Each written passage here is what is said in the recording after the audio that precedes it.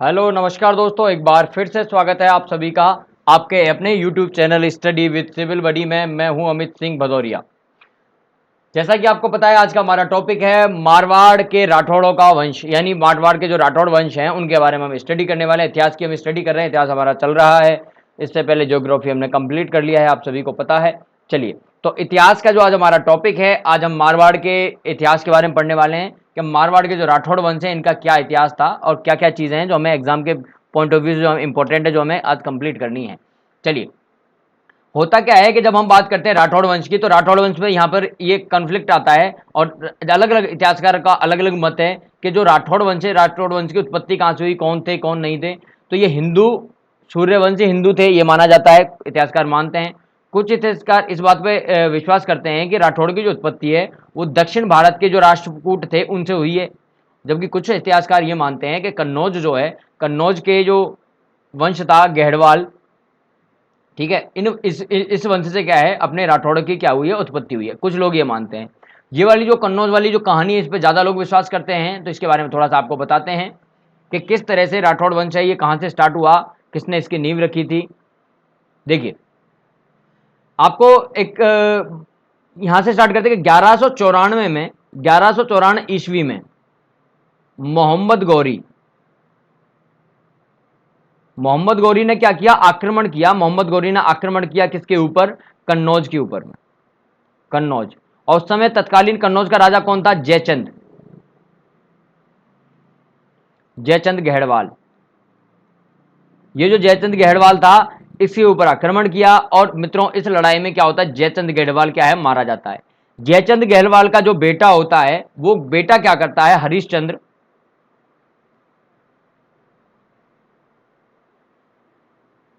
वो हरिश्चंद्र क्या करता है, अब गद्दी पर बैठता है। जयचंद गहड़वाल की मृत्यु के बाद में हरिश्चंद्र गद्दी पर बैठता है। और हरिश्चंद्र क्या करता है, जैसे ही गद्दी पर बैठता है वहां पर राज करना स्टार्ट करता है। कुछ सालों के बाद में, यानी कि 1226 ईस्वी में क्या होता है, अब नया आक्रमणकारी आता है। मित्रों, नया आक्रमणकारी कौन आया, इल्तुतमिश। ये इल्तुतमिश आता है और इल्तुतमिश क्या करता है, आक्रमण करता है किसके ऊपर, वापस से कन्नौज के ऊपर आक्रमण करता है। और मित्रों, हरिश्चंद्र को क्या करना पड़ता है कि ये जो कन्नौज है, कन्नौज खाली करके क्या है, रवाना होना पड़ता है। और ये रवानगी लेते हैं और ये कहाँ पहुंचते हैं मित्रों, ये पहुंचते हैं फर्रुखाबाद। कहाँ पहुंचते हैं, फर्रुखाबाद। ये फर्रुखाबाद चले जाते हैं। अब फर्रुखाबाद में भी चैन नहीं मिलता है इनको, वहां पर भी क्या होता है, वापस से फिर मुसलमान सेना का आक्रमण होता है और इन्हें फर्रुखाबाद भी क्या करना पड़ता है, छोड़ना पड़ता है। क्या करना पड़ता है, फर्रुखाबाद भी इन्हें छोड़ना पड़ता है, फर्रुखाबाद छोड़ना पड़ता है। साथ ही साथ में क्या होता है कि जो हरिश्चंद्र थे, हरिश्चंद्र का एक बेटा था, छोटा बेटा, जिसका नाम था सेतराम, सेतराम। और जो सेतराम है, इनका एक बेटा था जिसका नाम था क्या, सिंहा। क्या नाम था, सिंहा नाम था, जिसे राव सिंहा कहते थे। क्या नाम था, सिंहा नाम था, राव सिंहा इनका पुत्र था। ये जो पुत्र है, ये क्या करता है कि महुई एक जगह है, वहां पर काली नदी के पास में, उसके तट के पास में क्या करता है, एक दुर्ग बनाता है, छोटा सा एक दुर्ग बनाता है और ये वहां रहने लग जाता है, राव सिंहा। होता क्या है, राव सिंहा वहां रहता है, लेकिन होता क्या है कि वापस से सेना का आक्रमण होता है और ये क्या करना पड़ता है, राव सिंहा को अपना स्थान क्या है, छोड़ना पड़ता है। और ये क्या करता है मित्रों, ये फैसला करता है कि भैया अब नहीं रहेंगे यहाँ पर। जब देखो तब कोई ना कोई आ जाता है परेशान करने, चलो द्वारिका, द्वारिका के लिए चलते हैं। मित्रों, ये द्वारिका के लिए निकलता है, द्वारिका के लिए जाता है, लेकिन द्वारिका पहुंच नहीं पाता है। बीच में आता है पुष्कर और मित्रों ये पुष्कर में पड़ाव डालता है, पुष्कर में रुकता है कि आराम करते हैं थोड़ा सा, फिर द्वारिका चलेंगे। जैसे ये पुष्कर में आराम करता है तो वहां पर क्या होते हैं, कुछ ब्राह्मण एकत्रित होते हैं जो वहां पर तीर्थ यात्रा के लिए आए होते हैं। वो भागते भागते आते हैं और वो देखते हैं कि यार ये कोई राजा वाजा है या कोई ना कोई है, इसके पास क्या है, टुकड़ी है सेना की, एक कुछ लोग हैं, तलवार है, सब कुछ है। तो एक काम करते हैं, इनसे सहायता लेते हैं। वो भागते भागते आते हैं, बोलते सहायता करो, हमारी सहायता करो, हमारे पीछे कुछ मुसलमान लुटेरे हैं, वो हमें लूटना चाहते हैं, हमें क्या कर रहा है, परेशान कर रहे हैं। तो ये क्या करता है, बोलता है ठीक है, परेशान मत हो, मैं तुम्हारी सहायता करूंगा, ब्राह्मण हो तुम, तुम्हारी सहायता मैं जरूर करूंगा, मैं एक क्षत्रिय में तुम्हारी सहायता करूंगा। तो ये क्या करता है, ये उनकी सहायता करता है। जैसे ही उनकी सहायता करता है तो उन्हें लगता है ये तो बहुत अच्छा आदमी है। तो ये क्या करते हैं, ये जो जितने भी ब्राह्मण हैं, ये सभी क्या करते हैं, राव सिंहा से रिक्वेस्ट करते हैं कि सिंहा जी आप एक काम करो, आप है ना हमारे साथ क्या है, हमारे गांव चलो, हमारे उधर भीनमाल चलो, भीनमाल।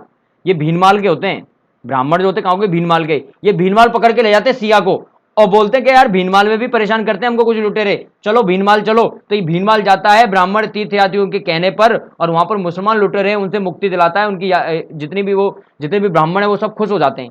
और ब्राह्मणों को पता चलता है तो भागते भागते फिर ब्राह्मण आते हैं, दूसरे ब्राह्मण, कौन? पालीवाल ब्राह्मण। पालीवाल ब्राह्मण आते हैं और ये ब्राह्मण क्या करते हैं, ये आते हैं और ये आके फिर बोलते हैं कि साहब पाली चलो। पल्ली के ब्राह्मण आते हैं, पाली के ब्राह्मण आते हैं, पल्लीवाल ब्राह्मण आते हैं और ये क्या कहते हैं कि भैया हमारे यहाँ पे क्या भील है, मीणा है, मेर है, ये हमें परेशान करते हैं, इन ब्राह्मणों की आपने हेल्प की है तो हम भी ब्राह्मण है, हमारी भी हेल्प करो। तो ये क्या करते हैं कि पालीवाल ब्राह्मणों की हेल्प करने के लिए कहा जाते हैं पाली। और मित्रों पाली में जाकर के क्या करते हैं, ये खुद पाली में ही बस जाते हैं। द्वारिका वाला जो प्लान है इनका कैंसिल हो जाता है और ये पाली में ही बस जाते हैं। एक लेख है, बीठू गांव में एक लेख लिखा हुआ है, बीठू गांव में एक लेख लिखा हुआ है, लेख। उस लेख के अनुसार 1273 के समथिंग का लेख है वो, 1273 ईस्वी का। उस लेख के अनुसार उस लेख में लिखा हुआ है कि सिंध से कुछ मुसलमान आए थे लूटपाट करने के इरादे से, और उन्होंने लूटपाट करने के इरादे से यहां पर आए थे, और उसी लूटपाट करने के इरादे का इन्होंने क्या उसका क्या किया था, विरोध किया था, और राव सिंह ने उनके साथ युद्ध किया था, और उस युद्ध में ही राव सिंह की क्या हुई थी, मृत्यु हुई थी, वीरगति को प्राप्त हुए थे। ये राव सिंह के का पूरा जो मैंने मोटा मोटा जितना हो सकता है मैंने आपको बता दिया। ये राव सिंह की कहानी है, ये राव सिंह की कहानी है। अब क्या होता है, राव सिंह का जो बेटा था, राव सिंह का जो बेटा था, क्या नाम था उसका, आस्थान। क्या नाम था मित्रों, आस्थान। क्या नाम था, आस्थान। ये आस्थान जो होता है ये क्या करता है, ये छोटा होता है तो ये क्या करता है, ननियाल चला जाता है, अपने ननियाल में जाके रहने लग जाता है। ये इनका बेटा था। इसके बाद में जो नया जो आता है राजा जो बनता है ना, राठौड़ वंश को जो आगे बढ़ाता है वो कौन सा, दुल्हन। कौन होता है, दुल्हन होता है। तो एक्चुअल में क्या था, ननियाल पक्ष चला जाएगा आस्थान तो। लेकिन एक चीज और है कि राव सिंह के बारे में ये है कि राव सिंह ने क्या है कि एक स्थापना तो कर दी थी राठौड़ वंश की। राठौड़ वंश का संस्थापक कौन था, राव सिंह ही था। लेकिन ये कोई बड़ा मतलब एक राज्य स्थापित नहीं कर पाया, तो कोई बड़ी सल्तनत वगैरह स्थापित नहीं करवाया, लेकिन हाँ इसने स्थापना तो कर दी थी। तो यहाँ पर एक पॉइंट बोला जाता है, कई बार क्वेश्चन आता है कि पाली के पालीवाल ब्राह्मण थे, उनकी सहायता किसने की थी, कन्नौज से आकर के। तो कन्नौज से आकर किसने सहायता की थी। एक्चुअल में स्टेटमेंट है ना पूरी तरीके से सही नहीं है, ये सहायता करने के इरादे से आया ही नहीं था, ये तो खुद अपने काम से आया था। बाद में जब इनको मिल गए तो इन्होंने कहा सहायता कर दो, सहायता कर दी थी इसने। ठीक है, तो इसने क्या अपनी राजधानी जो बनाया था, किस में बनाया था, खेड़ को बनाया था, बाड़मेर में। और इसकी छतरी कहाँ बनी है, बीडू में बनी हुई है, और ये बीठू में बनी हुई, बीठू कहाँ है, पाली में। चलिए दुल्हन की बात करते हैं, नया नेक्स्ट दुल्हन की बात करें। आस्थान के बारे में ज्यादा कुछ पढ़ना नहीं है। दुल्हन ने क्या किया था, नागणेची माता जो है इनकी जो कुल देवी है उसकी मूर्ति की स्थापना की थी। ये कर्नाटक से मूर्ति लेकर के आया था और इसने मंदिर बनवाया था, कहां, नागाना में, कहां, बाड़मेर में। नेक्स्ट इनके बाद नेक्स्ट बात करते हैं मल्लीनाथ जी के बारे में। मल्लीनाथ जी काफी फेमस है, आपने पढ़ा भी होगा। ये क्या है, लोक देवता है हमारे, क्या है, राजस्थान के लोक देवता है मल्लीनाथ जी। इन्होंने राजधानी बनाया था किसको, मेवानगर को। मेवानगर का है, बाड़मेर है, नाकोड़ा में। मल्लीनाथ जी के कारण ही बाड़मेर को क्या कहा जाता है, मालानी क्षेत्र कहा जाता है। क्या कहा जाता है, मालानी क्षेत्र कहा जाता है। गणगौर पर क्या गिंदोरी का गीत भी गाया जाता है, ये आपको पता होगा। चलिए नेक्स्ट हम बात करते हैं अब बात करते हैं चूड़ा की। राव चूड़ा की बात कर लेते हैं। चूड़ा का जो समय काल है आपको ऑलरेडी पता होगा, 1394 ईस्वी से लेकर के 1423 ईस्वी। क्योंकि चूड़ा के बारे में हमने बात कर ली थी जब हम मेवाड़ के बारे में पढ़ रहे थे, तब चूड़ा के बारे में हमने बात कर ली थी। प्रतिहार यानी कि इंदिरा जो शाखा थी, प्रतिहार शाखा थी, उसके शासकों ने क्या किया, चूड़ा से अपनी शादी, अपनी बेटी जो थी, अपनी राजकुमारी थी, उसकी शादी की थी। ठीक है ना। और शादी में क्या है, दहेज में क्या है मित्रों, मंडोर दे दिया था। क्या दिया था, मंडोर दहेज में दे दिया था। मंडोर दहेज में मिलने पर क्या हुआ, चूड़ा खुश हो गया। उसने क्या किया कि मंडोर को ही अपनी राजधानी बना दिया। क्या बना दिया, मंडोर को अपनी राजधानी बना दिया। चूड़ा के बारे में इतना कर लेना काफी है। अभी जो राजकुमारी थी यानी कि जो पत्नी थी, इनका नाम था क्या, चांद कंवर। चांद कंवर, चांद कंवर इनका नाम था। तो मित्रों इन्होंने क्या किया, एक बावड़ी बनवाई जिसका नाम रख दिया चांद बावड़ी। ये कहां पर है, ये जोधपुर में है। कहां है, जोधपुर में है। अब ये मत बोलना ना, कई लोग कमेंट करने लगे चांद बावड़ी तो जोधपुर वहां पे दौसा में। ये चांद बावड़ी इन्होंने बनवाई, जिन्होंने अपने नाम पर रखी, इसका नाम भी चांद बावड़ी है। ठीक है, ठीक है क्या, चलो चलो आगे की बात करते हैं। अब क्या होता है, नेक्स्ट जो हमको पढ़ना है इंपॉर्टेंट, जो राजाओं के बारे में हम पढ़ रहे हैं, तो हमको पढ़ना है किसके बारे में, जोधा के बारे में। एक्चुअल में इनके बात क्या है, रणमल बनाता है ना, रणमल बनाता, रणमल नहीं, लेकिन हम डायरेक्टली किसके बारे में पढ़ रहे हैं, जोधा के बारे में पढ़ रहे हैं। चलिए देखो, जोधा से रिलेटेड क्या रखना है कि जोधा ने क्या है 1459 में जोधपुर की स्थापना की थी। तो जोधपुर की स्थापना किसने की थी, 1459 में जोधा ने की थी। और ये वेरी वेरी इंपॉर्टेंट है, कई बार पूछा गया है। मेहरानगढ़ किले का निर्माण किसने करा, मेहरानगढ़। मेहरानगढ़ का निर्माण भी जोधा ने करवाया था। वेरी वेरी इंपॉर्टेंट है, कई बार एग्जाम में पूछा गया है। याद रखना है, मेहरानगढ़ के बारे में भी और जोधपुर के बारे में कई बार पूछा जाता है।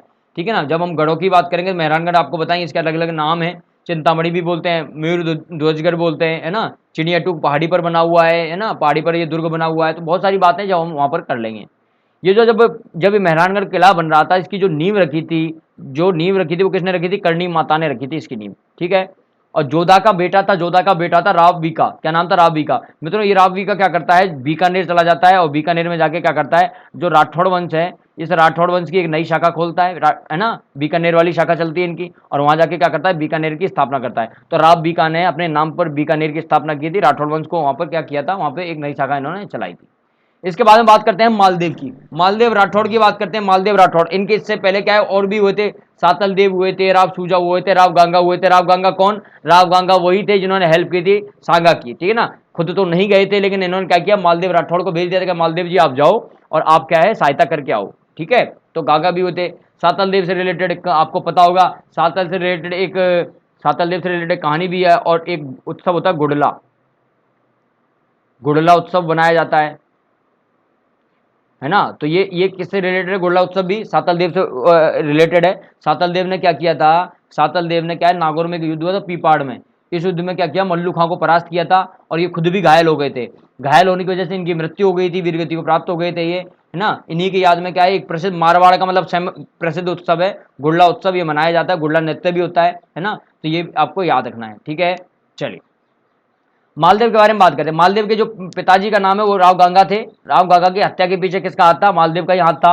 और मालदेव जो है ये राजा बना, ठीक है, ये राजा बनता है, ठीक है ना। जब ये राजा बना तब इसके पास में क्या है, परगने सोजत जोधपुर वगैरह ये थे, दो परगने थे, कौन कौन? सोजत और जोधपुर, दो ही चीजें थी। बाद में इसने 52 युद्धों में, ध्यान रखना, 52 युद्धों से 58 परगने जीते थे, मतलब 58 ऐसी रियासतें अपने अंडर में कर ली थी ना, 52 युद्ध जीते थे इसने। तो जबरदस्त वीर आदमी था मालदेव। मालदेव भी जबरदस्त वीर आदमी था, इसने खूब बहुत युद्ध किए थे, मतलब आसपास जितने भी लोग थे सबको ये जाके किसी को भी कभी भी जाके पकड़ लेता और युद्ध कर लेगा, आ जाओ युद्ध लड़ लेते, आ जाओ, युद्ध नहीं लड़ रहे हो आ जाओ, नहीं नहीं थोड़ा सा लड़ लो, और एक काम करो अपनी जो रियासत लाओ इधर दे जाओ, नहीं लड़ रहे हो तो हर किसी से जाके क्या है लड़ाई कर लेता था। मालदेव बहुत वीर था, ठीक है ना, इसने 52 युद्ध लड़े थे, ठीक है।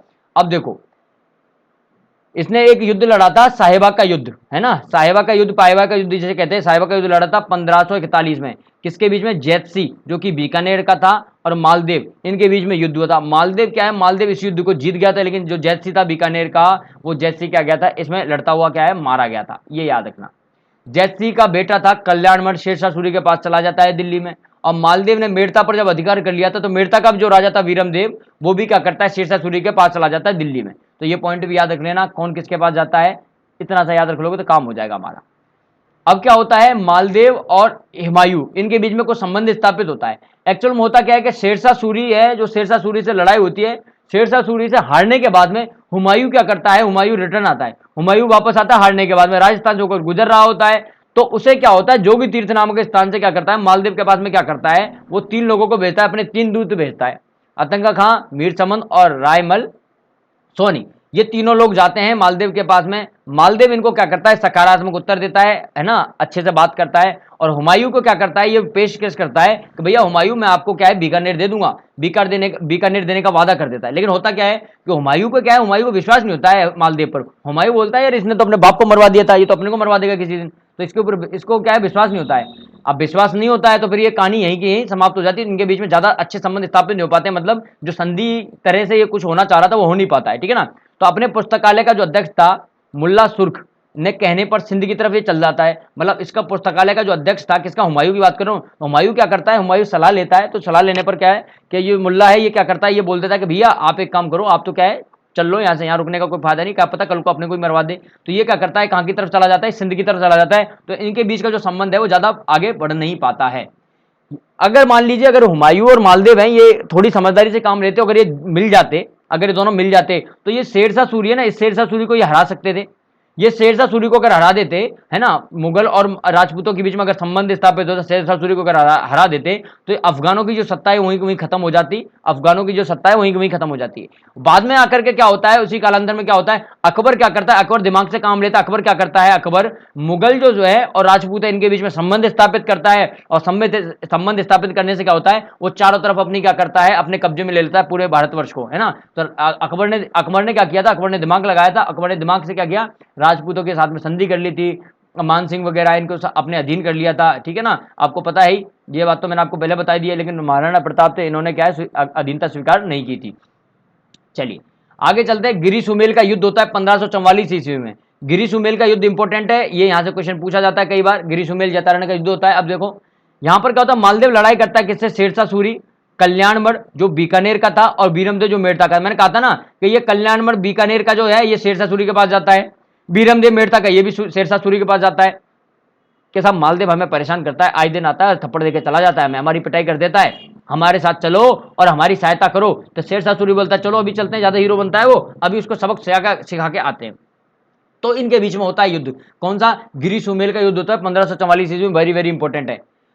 जलाल खां जलवानी की सहायता से शेरशाह सूरी युद्ध को जीत जाता है। इसमें कौन सहायता करता है, जलाल खां इसकी सहायता करता है।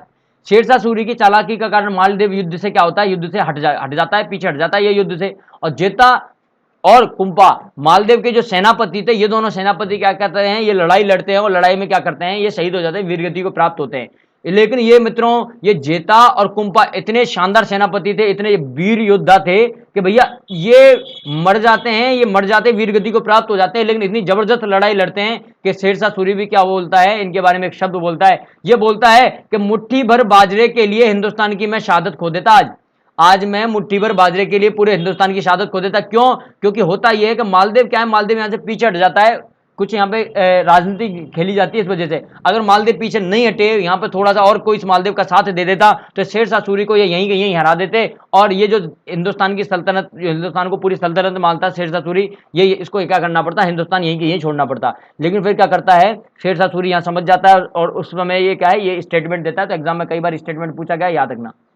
शेरशाह सूरी ने क्या किया, जोधपुर अधिकार कर लिया और खजान खा जो खवान खा थे, खवान खा को क्या है यहाँ का अधिकार देके और चला जाता है। मालदेव क्या करता है, मालदेव पीछे हट जाता है, मालदेव क्या करता है, सिवाना चला जाता है। मालदेव कहां जाता है, सिवाना चला जाता है। मालदेव सिवाना जाता है, इसीलिए सिवाना को मारवाड़ के राठौड़ों की शरण स्थली कहा जाता है, क्योंकि ये क्या करता है, कहां शरण लेता है, सिवाना में। तो वेरी वेरी इंपॉर्टेंट है, ये वेरी वेरी इंपॉर्टेंट है कि सिवाना को मारवाड़ों की शरण स्थली कहा जाता है। थोड़े दिनों के बाद मालदेव ने क्या किया, जोधपुर को वापस अपने अधिकार में लिया, वापस से लड़ाई लड़ता है और अपने अधिकार में ले लेता है। ठीक है, शेरशाह के साथ में संबंधों में मालदेव कूटनीति की जो गलतियां करता है, उसने अपने कल्याणमल और वीरमदेव को शेरशाह सूरी के पास में जाने का जो अवसर दिया था, अगर वो अवसर नहीं देता है ना, उनके मतलब खिलाफ नहीं खड़े होने देता, तो क्या होता है, ये राठौड़ वंश का जो गठबंधन है, उनके खिलाफ राठौड़ का जो गठबंधन है, ये नहीं बन पाता। ठीक है ना, मतलब आप ये समझ सकते हो कि कल्याणमल और वीरमदेव अगर वो वहां ना जाकर के मालदेव के साथ ही मिल जाते, मालदेव उन्हें अपने साथ ही रख लेता, कुछ ना कुछ दे देता, संधि कर लेता, तो ये क्या है, पूरा का पूरा प्रक्रम नहीं होता, ये बचा जा सकता था। लेकिन क्या गलती की थी, क्योंकि मालदेव जो था, मालदेव उतना राजनीति में क्या है, उतना आगे नहीं था, है ना, राजनीति उतनी ज्यादा इसको आती नहीं थी। ठीक है, यदि शेरशाह की चालाकी में नहीं आता तो वो क्या करता, गिरी सुमेल का युद्ध जीत भी सकता था, गिरी सुमेल का युद्ध जीत लेता अगर उनसे बातचीत करके और अपनी तरफ अगर वो ले लेता, गिरी सुमेल का युद्ध भी जीत भी सकता है, लेकिन हार गया था वो। ठीक है, चलिए उमादे के बारे में बात करें। उमादे कौन थी, जैसलमेर के राजा लूणकरणसल भाटी की एक बेटी थी जिनका नाम था उमादे। मालदेव जो है, मालदेव की पत्नी थी, मालदेव की रानी थी, नाम क्या था, उमादे। भारमली नामक दासी के कारण मालदेव से नाराज हो गई थी, और ये भारमली नामक, ये इससे नाराज होने के बाद में क्या होता है, नाराज हो जाती है, इसलिए इनको क्या किया जाता है, रूठी रानी भी कहा जाता है। तो अगर आपसे कोई बोल दे कि रूठी रानी किसे कहा जाता है, तो उमादे को कहा जाता है। उमादे कौन थी, मालदेव राठौड़ की पत्नी थी, जैसलमेर के राजा थे लूणकरण भाटी, उनकी क्या थी, ये पुत्री थी। ठीक है, समझ गए क्या। चलो, एक होता है जला। जला किसे कहते हैं पता है क्या, बारात का जो डेरा देखने जाते समय महिला जो गाना गाती है ना, उसे कहा जाता है। ठीक है ना, डेरा कहा जाता है, उसे क्या कहता है, जला कहा जाता है, जला। मालदेव के दरबारियों की अगर बात करें, कौन कौन दरबारी थे, तो उनके बारे में क्या है कि बहुत सारे दरबारी थे, इनके बारे में थोड़ा सा पढ़ लेना। आशानंद जी भी थे, मालदेव के जोधपुर में 4 दीवारों का निर्माण करवाया था। ठीक है ना, ये किलों का निर्माण भी करवाया था इनमें, मेड़ता, रिया जो कि आपके नागौर में है, सोजत, पोखरण, इनके बारे में आप पढ़ लेना। ठीक है, अब उपलब्धियों के बारे में बात कर लेते हैं। इन्हें हिंदू बादशाह की उपाधि दी गई, हसमत वाला राजा की उपाधि दी गई। क्यों, वैभवशाली राजा थे इसलिए हसमत वाला राजा की उपाधि दी है। ये वेरी वेरी इंपॉर्टेंट है, एग्जाम में पूछा जाता है, ये एग्जाम में पूछा जाता है, इसलिए ये इंतजार रखना। ठीक है, ये इसलिए क्या है, एग्जाम में पूछा जाता है, इसलिए इसको क्या है, आप इंपॉर्टेंट कर लेना, ये काफी ज्यादा एग्जाम में पूछा जाता है। चलिए, मालदेव ने अपने बड़े बेटों के बड़े बेटे जो थे राम और उदय सिंह, बड़े जो दोनों बेटे थे, उनके बारे में बात कर लेते हैं। मालदेव ने अपने बड़े बेटे राम और उदय सिंह को राजा नहीं बनाया, बल्कि अपने जो छोटा बेटा था, सब छोटा बेटा चंद्रसेन, इसको राजा बनाया था। इसलिए जो इसके जो दोनों बेटे थे, बड़े बेटे राम और उदय सिंह अकबर के पास चले जाते हैं भाई साहब। ये बोलते हैं कि हमारे पिताजी हैं, पिताजी ने हमारे साथ धोखा कर दिया है और उन्होंने क्या किया, हमको तो राजा बनाया ही नहीं, उन्होंने तो हमारे छोटे भाई को राजा बना दिया, चंद्रसेन को राजा बना दिया है। तो ये किससे जाके मिल जाते हैं, अकबर से जाके मिल जाते हैं। तो राजा कौन बनता है मित्रों, चंद्रसेन बनता है। चंद्रसेन थोड़ा इंपॉर्टेंट, चंद्रसेन के बारे में क्वेश्चन बन जाता है। अकबर ने राम की सहायता के लिए जोधपुर पर आक्रमण किया। तो चंद्रसेन क्या है, चंद्रसेन कहां चला जाता है मित्रों, जालौर चला जाता है। भद्राजून कहां चला जाता है, जालौर चला जाता है, क्योंकि अकबर क्या है, आक्रमण करवा देता है। चंद्रसेन ने अकबर के नागौर दरबार, अकबर का नागौर दरबार लगा था 1570 में, भाग लिया। लेकिन वहां अकबर को अपने भाई उदय सिंह के पक्ष में देखकर अकबर से बिना मिले ही वापस चला जाता है। होता क्या है मित्रों कि अकबर बुलाता है, अकबर नागौर दरबार में बुलाता है इन सभी को। नागौर दरबार में जब ये जाते हैं, चंद्रसेन जी जाते हैं, तो वहां जाके देखते हैं कि यार मेरा भाई है, ये तो अकबर के साथ खड़ा हुआ है। तो ये इनको गुस्सा आ जाता है, तो ये क्या करते हैं, अकबर के साथ में वो मिला हुआ है, अकबर से मेल जोल नहीं बनाते हैं, बिना बात किए बिना मिले ही वापस लौट के आ जाते हैं। अकबर ने भद्राजून पर आक्रमण किया तो चंद्रसेन ने सिवाना पर चला गया। तो ये क्या करता है, जैसे ही वापस से आक्रमण हुआ जालौर भद्राजून में, तो ये वापस से सिवाना चला गया। तो जैसे ही आक्रमण होता है राठौड़ों के ऊपर, राठौड़ जैसे परेशान हुए थे, तो ये कहां चले जाते हैं भाग के, ये सिवाना चले जाते हैं। इसलिए सिवानों को क्या कहते हैं, राठौड़ों की शरण स्थली। ठीक है क्या, हाँ। चंद्रसेन ने आजीवन संघर्ष किया और अकबर की अधीनता स्वीकार नहीं की। मतलब देखो अकबर क्या था, अकबर नोट करो, अकबर क्या है, अकबर उधर पीछे पड़ा हुआ था किसके, महाराणा प्रताप के, उनको अधीनता स्वीकार करने के लिए। इधर चंद्रसेन के पीछे भी पड़ा हुआ था। लेकिन चंद्रसेन क्या था, प्रताप की तरह ही एक हठी था, बिल्कुल अलग था। इसने कहा था कि भाई मर जाएंगे लेकिन अधीनता स्वीकार नहीं करेंगे। ये भी जंगलों में घूमता रहता फिरता रहता था, लेकिन ये कभी भी क्या करता था, कभी भी अधीनता की बात कभी नहीं करता था। 1581 में सारण की पहाड़ियों में सिचियाई यानी कि पाली नामक स्थान पर चंद्रसेन की क्या हो जाती है, मृत्यु हो जाती है। और ये घूमता फिरता रहता है, लेकिन ये अधीनता स्वीकार नहीं करता किसी भी हालत में। अकबर ने बीकानेर के राय सिंह को 1572-74 तक जोधपुर का क्या है, प्रशासक नियुक्त कर दिया। यहां पर इसको प्रशासक नियुक्त कर दिया। इसके बाद उपलब्धियों की बात करें कि इनकी उपलब्धियां क्या क्या थी चंद्रसेन की, तो इन्हें मारवाड़ का प्रताप कहते हैं। वेरी वेरी इंपॉर्टेंट है, वेरी वेरी इंपॉर्टेंट, मारवाड़ का प्रताप। मारवाड़ का प्रताप कहने का मतलब क्या है कि महाराणा प्रताप की तरह ये भी क्या थे, इन्होंने भी क्या है, अधीनता स्वीकार नहीं की थी अकबर की। और ये क्या है, मारवाड़ में ये घूमते फिरते रहे, तो इन्हें मारवाड़ का प्रताप कहते हैं। प्रताप का अग्रगामी कहा जाता है इन्हें। और मारवाड़ का भूला बिसरा राजा भी कहा जाता है। क्या कहा जाता है, भूला बिसरा राजा। क्यों, क्योंकि ये जबरदस्त आदमी था, जबरदस्त इंसान था चंद्रसेन। ये इतने बड़े राजा के सामने ये झुका नहीं था। लेकिन इसके बारे में क्या है, ज्यादा जो व्याख्या वगैरह है या ज्यादा प्रसिद्धि उतनी ज्यादा हासिल नहीं हुई, लेकिन इसका ना तो किसी ने साथ दिया था, इसलिए मारवाड़ का भूला बिसरा राजा भी कहा जाता है। अब चंद्रसेन और प्रताप में कुछ समानताएं हैं, जैसे मैंने बताया था। दोनों ने क्या किया था, अकबर की जो अधीनता है वो स्वीकार नहीं की थी। दोनों ने छापेमार युद्ध प्रणाली जो है इससे संघर्ष किया था, दोनों इसी पे वर्क करते थे। दोनों ने अपने भाइयों के विरोध का सामना किया था। प्रताप को जगमाल का विरोध झेलना पड़ा था, जबकि चंद्रसेन को राम और उदय सिंह का विरोध झेलना पड़ा था। दोनों के का अधिकांश राज्य पर आपके जो राजा था विपक्ष में अकबर, उसने कब्जा कर लिया था। केवल थोड़ी बहुत भूमि बची हुई थी जिस पर क्या है कि अकबर क्या संघर्ष कर रहा था, यानी कि उस पर रह रहे थे, बच रहे थे। दोनों ने अपने राज्य के बाहर जाकर के शरण ली थी, ठीक है ना। और प्रताप को 56 के मैदान में यानी कि बांसवाड़ा में, और चंद्रसेन को डूंगरपुर के यानी कि महारावल आस्करण के पास में क्या रहना पड़ता है, वहां जाना पड़ता है, ठीक है ना। वहां छुपना पड़ता है, वहां रहना पड़ता है, जंगलों में रहते हैं ज्यादातर, ठीक है। असमानता भी बहुत सारी है, तो असमानताएं, समानताओं से रिलेटेड क्वेश्चन बनता है, असमानताओं से ज्यादा क्वेश्चन नहीं बनता है। नोट्स आपको मिल जाएंगे, इनमें आप एक बार पढ़ लेना, देख लेना। चलिए नेक्स्ट राजा की बात करते हैं, मोटा राजा उदय सिंह की। मोटा राजा उदय सिंह नागौर दरबार कब लगा, 1570 में। नागौर दरबार लगता है मित्रों 1570 में। और मोटा राजा जो उदय सिंह है, ये मोटा राजा उदय सिंह के बारे में बात करते हैं। अकबर के अकाल राहत कार्य शुरू होने के उद्देश्य से नागौर में क्या होता है, फिर से एक दरबार लगता है जिसे कहा जाता है नागौर दरबार। इसका आयोजन किया जाता है, लेकिन उसका वास्तविक उद्देश्य क्या था कि राजस्थान के जितने भी राजा हैं उन सभी राजाओं को बुला के एक जगह बैठा के उनसे क्या है, अधीनता स्वीकार करवानी है अपने को। तो इसमें क्या है कि कल्याण मठ जो बीकानेर का था, और हरराज जैसलमेर का, और उदय सिंह चंद्रसेन का जो भाई है, ये उदय सिंह कौन था, मोटा राजा, ये चंद्रसेन का भाई है। ये क्या करता है, ये तीनों के तीनों क्या करते हैं, अकबर की अधीनता को क्या कर लेते हैं, स्वीकार कर लेते हैं। ये तीनों के तीनों अधीनता को स्वीकार कर लेते हैं।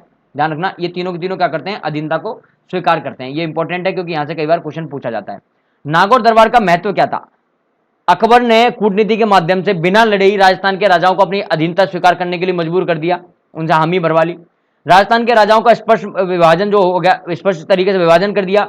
मुगल सहयोगी या मुगल विरोधी, दो तरीके से। जो भैया मुगलों के साथ है वो मुगल सहयोगी, और जो मुगलों के विरोध में है मुगल विरोधी है। इस तरीके से क्या डिवाइडेशन कर दिया।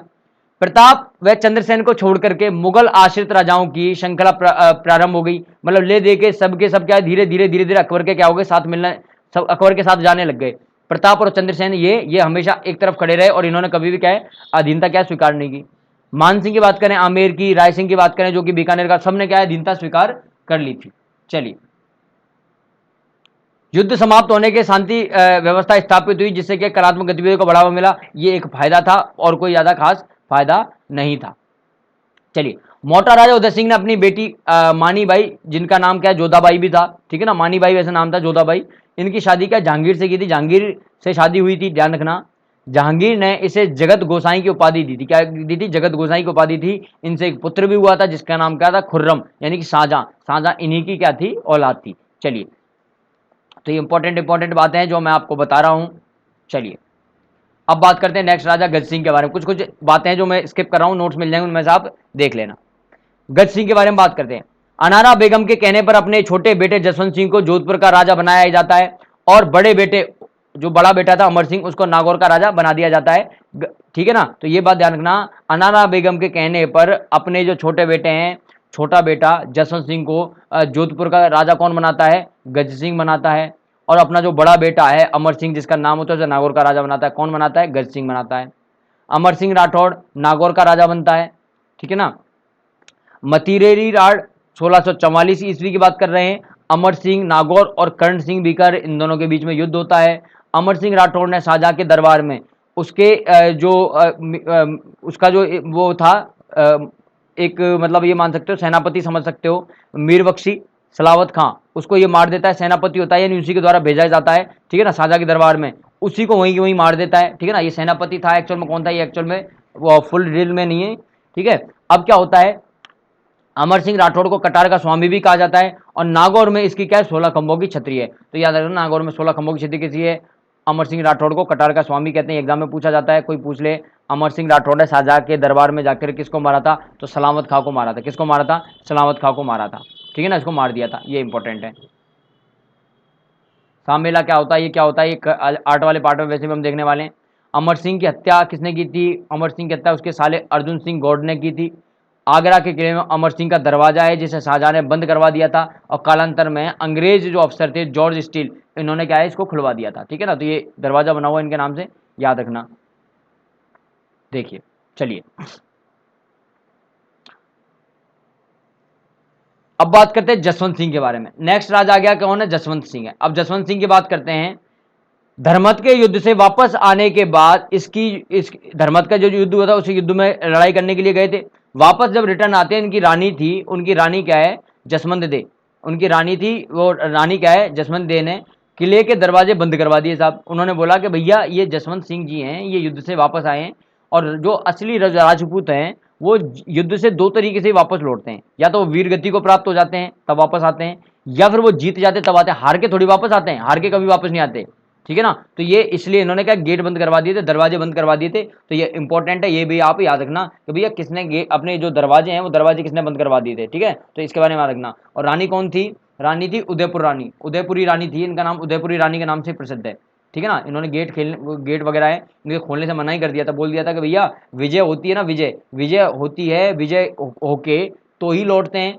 ठीक है ना, विजय हो जाती है तभी लौटते हैं, या फिर वो मरने के बाद लौटते हैं ना, मर जाते हैं, वीरगति को प्राप्त हो जाते हैं। ये राजपूतों की ये खास बात है। लेकिन आप तो क्या है, ऐसे वापस आ गए। लेकिन बाद में क्या होता है कि बड़ी याचना प्रार्थना के साथ में जसवंत सिंह जी बोलते हैं कि भैया मर जाऊंगा, मैं वचन देता हूं, चलो। फिर एक वचन देते हैं, वचन के हिसाब से फिर गेट खोला जाता है।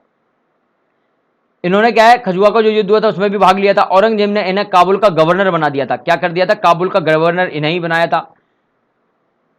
ठीक है, ये याद रखना। काबुल में क्या है, जमरूद का थाना नामक स्थान पर इनकी मृत्यु हो जाती है 1678 में। 1678 में इनकी मृत्यु हो जाती है। इनकी मृत्यु पर औरंगजेब ने कहा था कि आज आज कुफ्र का दरवाजा फूट गया है ना, ऐसे कुछ करके ये एक शब्द बोलते हैं। यानी कि इसका मतलब क्या होता है? धर्म का विरोध। आज धर्म का जो विरोध है उसका दरवाजा क्या हो गया? आज टूट गया, ऐसा कुछ करके एक स्टेटमेंट बोलते हैं। तो ये स्टेटमेंट भी कई बार एग्जाम में पूछ लिया जाता है कि औरंगजेब ने ये स्टेटमेंट किसकी मृत्यु के लिए कहा था? तो जसवंत सिंह की मृत्यु के लिए कहा जाता। तो ये भी याद रखना। जसवंत सिंह के बेटे थे पृथ्वी सिंह ने शेरशाह के साथ में लड़ाई की थी। औरंगजेब ने उन्हें क्या किया? जहरीली क्या ड्रेस देकर मरवा दिया था। तो ये एक स्टेटमेंट है, ये एक पॉइंट लाइन है, अगर ये याद रखते हो तो ये भी आपके लिए इंपॉर्टेंट है। जसवंत सिंह की क्या बुक्स थी? आनंद विलास, भाषा भूषण, प्रबोध चंद्रोदय और अपरोक्ष सिद्धांत सार। ये इंपॉर्टेंट है, अगर बुक्स हैं ये अगर याद रखना तो रख लेना। बाकी टॉप की जो दो हैं, आनंद विलास और भाषा भूषण, ये दो याद रख लेना आप, ठीक है। जोधपुर में राई का बाग महल का निर्माण इन्होंने करवाया था। इनके काफी क्या है, दरबारी थे, जिनमें मेन जो इंपॉर्टेंट थे सबसे ज्यादा वो थे मोहनोत नैन।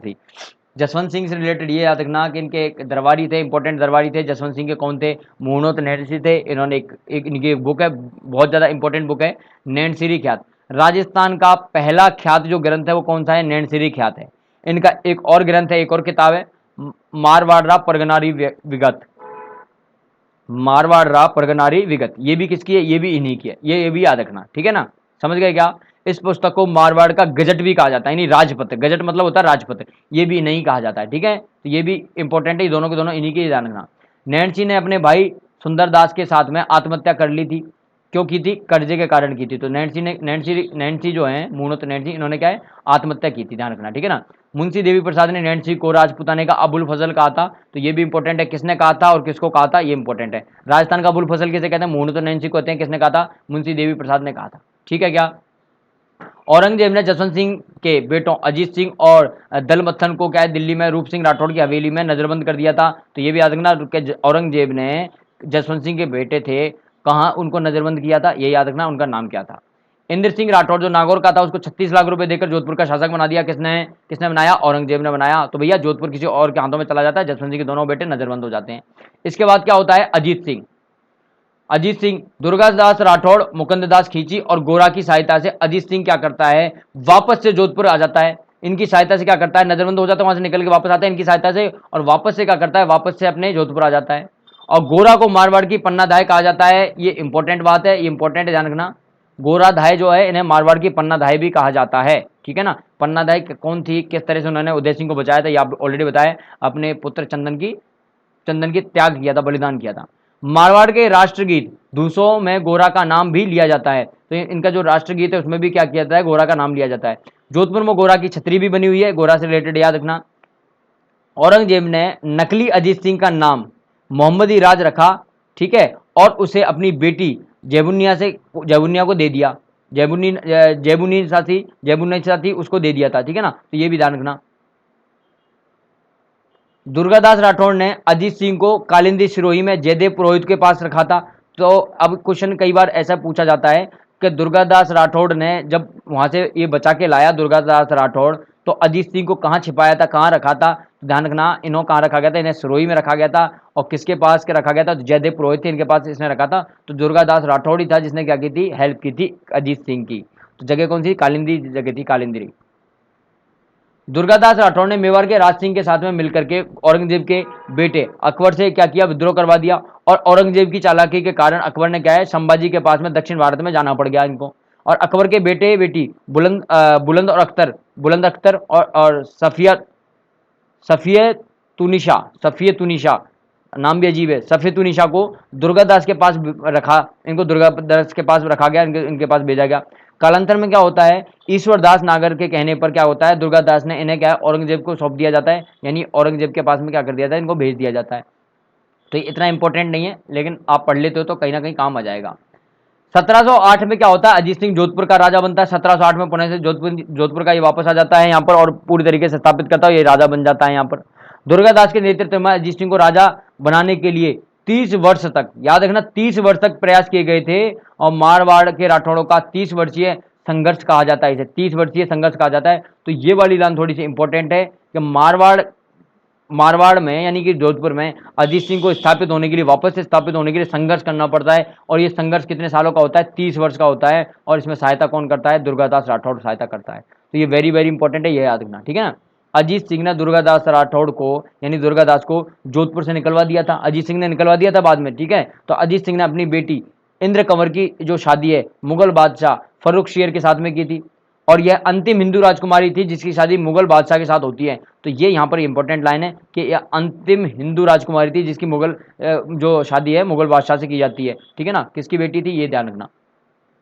अजीत सिंह की हत्या, उसका बेटा होता है बख्त सिंह उनकी हत्या कर देता है। अजीत सिंह का अंतिम संस्कार में कई पशु पक्षी जलाकर मार दिए जाते हैं। तो भक्त सिंह था, भक्त सिंह ने अपने बाप को ही मरवा दिया था।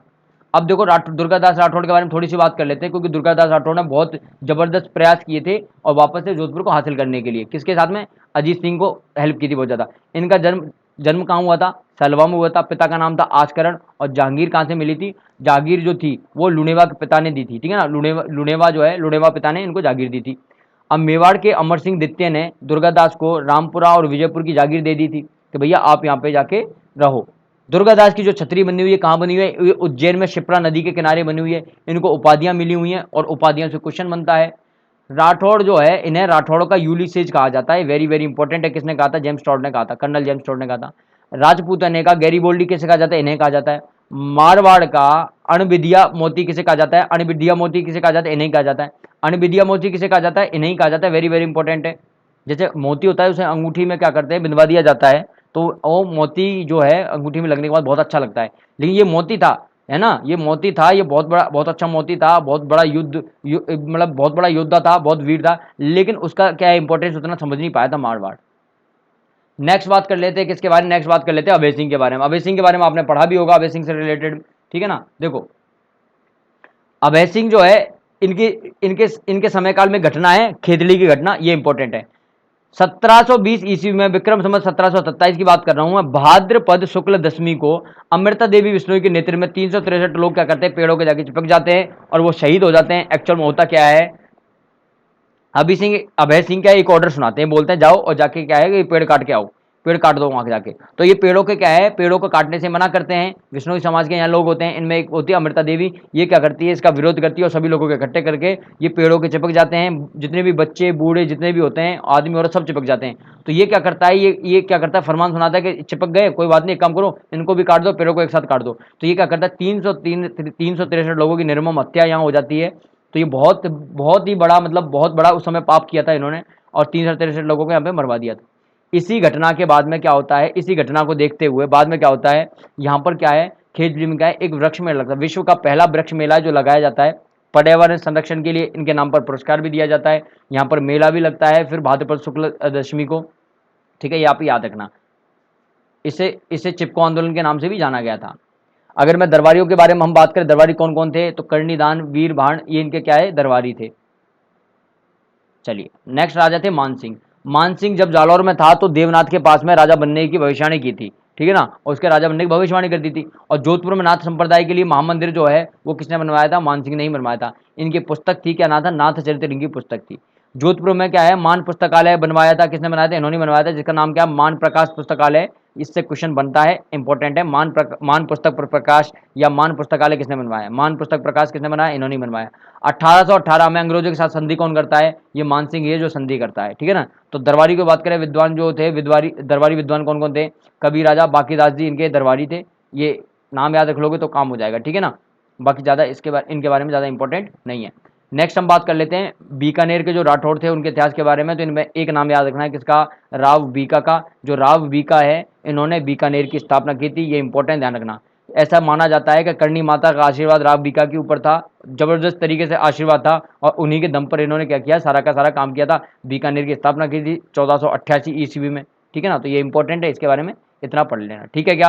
और करणी माता क्या है, राठौड़ जो यहाँ की जो ब्रांच थी, बीकानेर की ब्रांच, ये क्या है, करणी माता को बहुत मानते थे और करणी माता को इष्ट देवी अपनी मानते थे राठौड़, ठीक है। तो ये इंपॉर्टेंट है। चलिए, तो बहुत बहुत धन्यवाद। आज के वीडियो में इतना ही। नेक्स्ट वीडियो में मिलने वाले हैं। अब नेक्स्ट वीडियो में मिलेंगे, हम पढ़ेंगे चौहानों के बारे में। चौहानों का जो इतिहास है, चौहानों का जो इतिहास है उसके बारे में पढ़ेंगे, ठीक है।